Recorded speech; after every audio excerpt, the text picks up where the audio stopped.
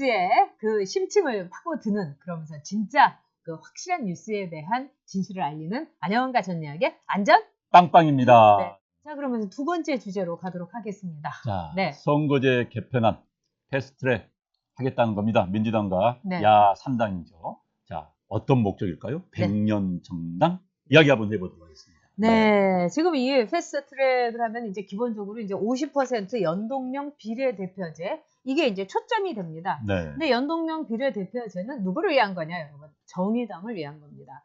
정의당의 경우는 이제 투표는 많지만 의석수를 우리는 all or nothing입니다. 사실은. 네. 그래서 그 투표에서 10표가 많아도 당선이 되고, 그럼요. 그렇죠. 위너 테이크 올이 바로 네. 우리나라의 선거제도인데, 여기에서 이제 정의당이 자기네는 맨날 희생됐다 이런 거죠. 그러니까 전국에 있는 흑사리표까지 그냥 다 그냥 모아가지고 그것을 정의당은 황금표로 만들 수 있는 네. 것이 이번에 연동형 비례대표제입니다. 네. 정현준님께서 패스트트랙 상정되면 그냥 통과되는 건가요? 네, 통과됩니다. 물론 시간이 걸립니다. 뭐 네. 간단히 제가 말씀드리면 네. 패스트트랙은 이제 국회 선진화법 때문에 들어온 법이죠. 그렇죠. 그래서 상임위에서 60%의 찬성이 있으면은 그 법은 패스트트랙 안건으로 상정이 됩니다. 그러면 그때부터 330일 뒤에 국회 본회의장에 자동으로 상정이 됩니다. 왜냐하면 이제 야당에서 보통 제1야당에서 법사위 위원장을 가지고 있기 때문에 네. 법사위를 통과를 못할 경우가 많지요. 그렇기 때문에 그걸 그냥 패스트로 착착착 통과해서 330일 뒤에는, 그러니까 네. 지금부터 11개월 뒤에는 본회의장에 딱 들어가는 겁니다. 그렇다면 이제 거기서는 뭐 51%만 있어도 통과되는 그렇죠. 거니까. 네. 그렇다면은 현재 이제 민주당과 뭐 정의당, 그다음에 민평당, 바미당 이렇게 합치면은 일단 60%가 넘습니다. 그리고 일부가 빠져나온다 하더라도 50% 넘습니다. 그렇기 때문에 아마 통과될 가능성이 있는 것이지요. 그렇다면 네. 이제 패스트트랙이 돼서 이른바 연동형 비례대표제가 채택이 됩니다. 그러면 그렇습니다. 이제 민주당은 유리합니다. 방금 말씀하신 것처럼. 네. 민주당이 유리한 이유는요, 여러 가지가 있습니다. 이번에 연동형 비례대표제, 말하자면 의석수를 줄여도 비례대표를 이렇게 많이 늘려준 건 뭐겠습니까? 정의당에게 선물을 준 겁니다. 그러면 정의당은 민주당의 확실한 이중대로서 앞으로 내내 있게 됩니다. 그리고 민주당은요, 김경수 건 때 노회찬 의원이 자살을 했지 않습니까? 굉장히 미안해하고 있는 거예요. 미안해할 수밖에 없죠. 여러분 다 눈치껏 알아들으시겠죠? 그렇기 때문에 정의당에 대해서 이번에 굉장히 큰 선물을 줘서 정의당 의석수를 왕창 늘려주게 됩니다.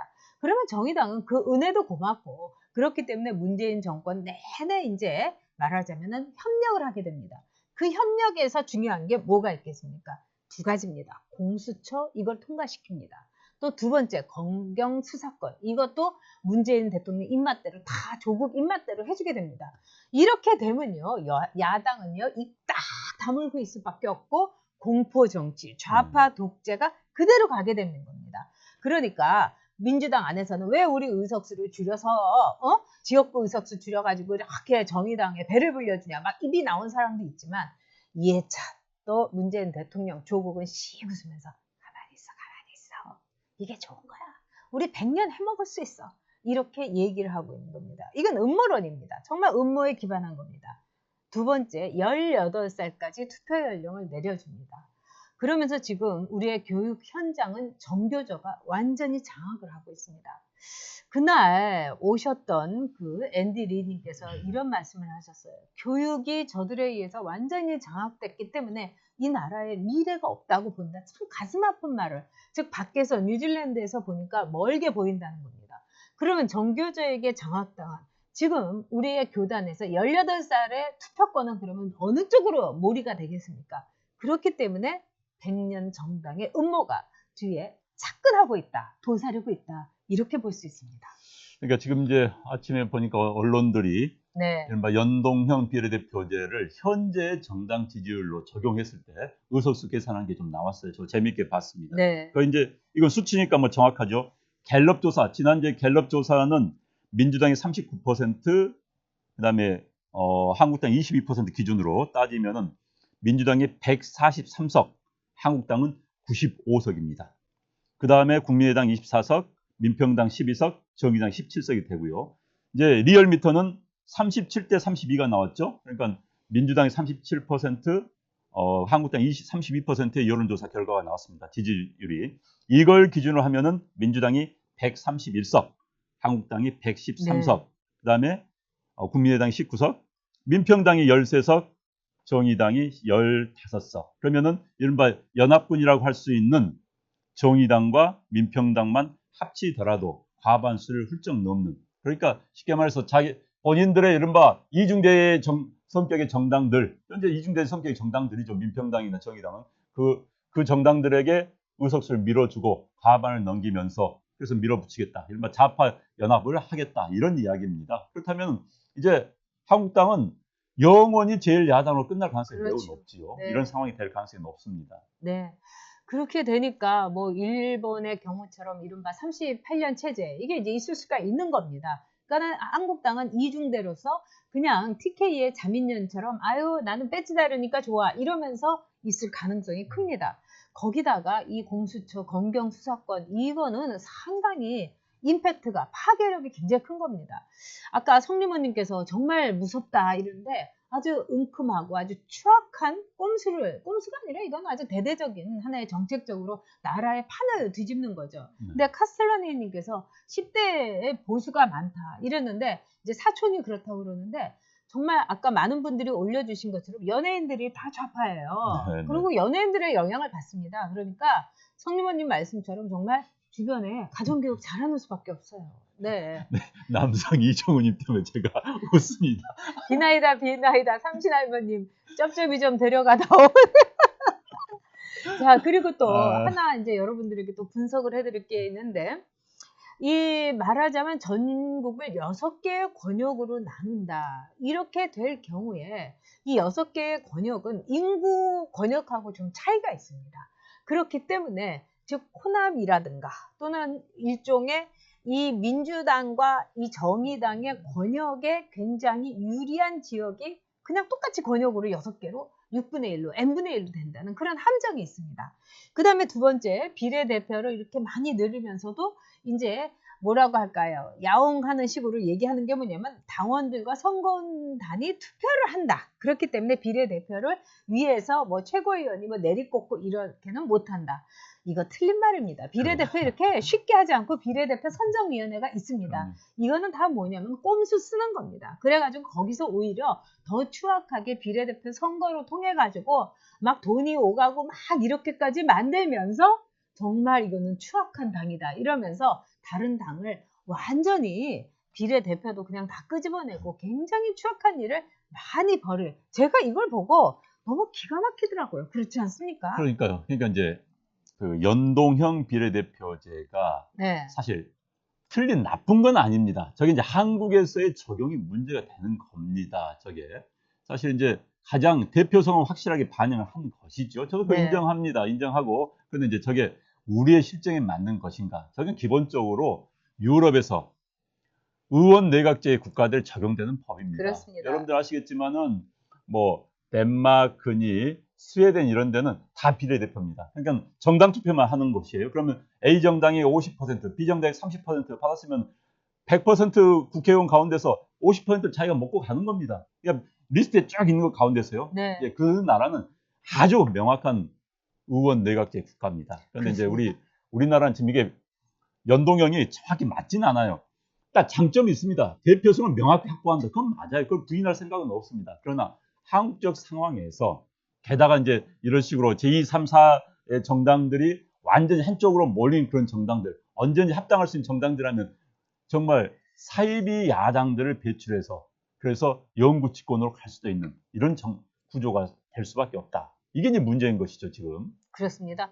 그리고 많은 분들이 또 손학규는 왜 그러냐 이러는데 아니 손학규는 먹고 살아야 되는 거죠. 그렇기 때문에 이 미세먼지 위원장으로 반기문 이렇게 꽂아주면서 이거 받으라고 그 대신에 우리가 연동형 비례대표제로 해갖고 존재를 해갖고 당대표 죽을 때까지 하려고 하는 겁니다. 이분은 은퇴한다고 하면 은퇴를 했어야죠. 정말 기가 막힙니다.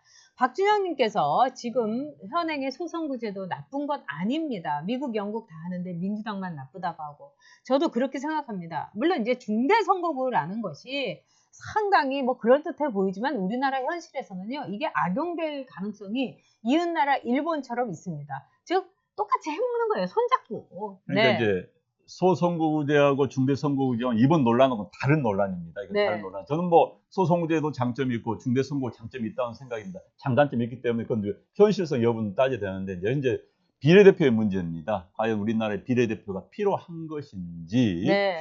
저는 사실 뭐 비례대표가 굳이 우리나라에 지금 필요한 것이냐. 그야말로 당권을 잡은 사람의 자기 당권 유지 또는 세력 확장용으로 활용됐던 게 그동안 사실이었습니다. 정말 국회의원 자격이 없는 사람들이 비례대표라는 이름으로 들어왔던 것도 굉장히 많았어요, 솔직히. 그렇죠. 게다가 이제 네. 과거에는 어느 분야의 비례대표다 하면 그 분야 사람들이 사실 국회에 진입 못했기 때문에 문제가 돼서 비례대표 자리를 줬었는데 이제는 뭐 의사들도 다 사기 소출적으로 다 들어옵니다.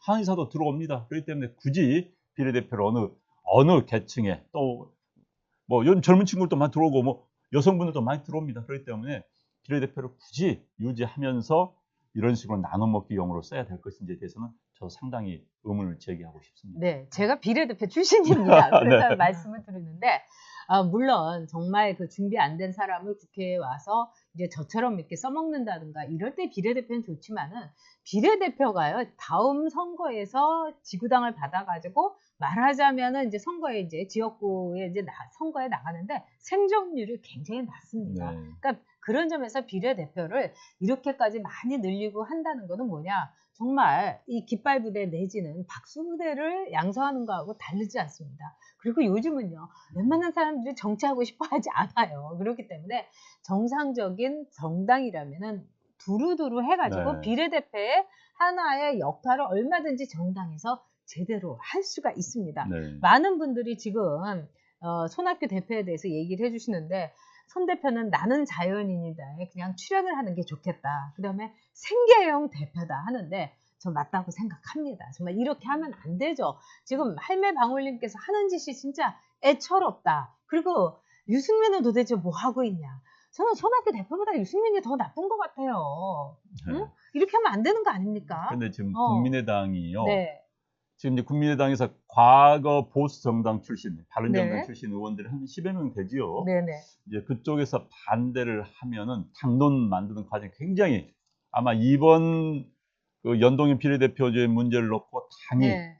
깨지는 전조가 될 가능성이 매우 높다는 생각이 듭니다. 이게 네. 이제 제가 뭐 어제도 그 일부 원외위원장들, 영남권 원외위원장들이 연동형 비례대표제를 국민의당이 채택하는 것에 대해서 반발하는 성명서를 준비하고 있는 걸로 알고 있습니다. 그렇기 때문에 당내 분란의 소지가 될 것이고요. 이 문제는 현재 정치를 준비하는 국회의원 선거를 준비하는 사람들에게 거의 생사역동권이 걸린 게임의 룰을 만들기 때문에 그렇습니다. 굉장히 반발이 심할 수밖에 없습니다. 그래서 쉽게 국민의당 내에서 당론을 정해서 60% 손을 딱 들어주기는 쉽지 않을 거라는 생각이 듭니다. 그래서 좀 지켜봐야 되지 않을까 싶습니다. 어떻게 보면 인공적인 정치권의 빅뱅이 될 수도 있고 정계 네. 개편이 될 수 있습니다. 네. 그래서 이 11개월 동안 무슨 일이 있을지 모르겠습니다만은 제가 보기에는 자유한국당이 이걸 무조건 보이콧이다 이런 식으로 할 것이 아니라 어느 분야는 지켜줘야 됩니다. 그래서 이런 경우에 무조건 이 강성으로 나갈 것이 아니라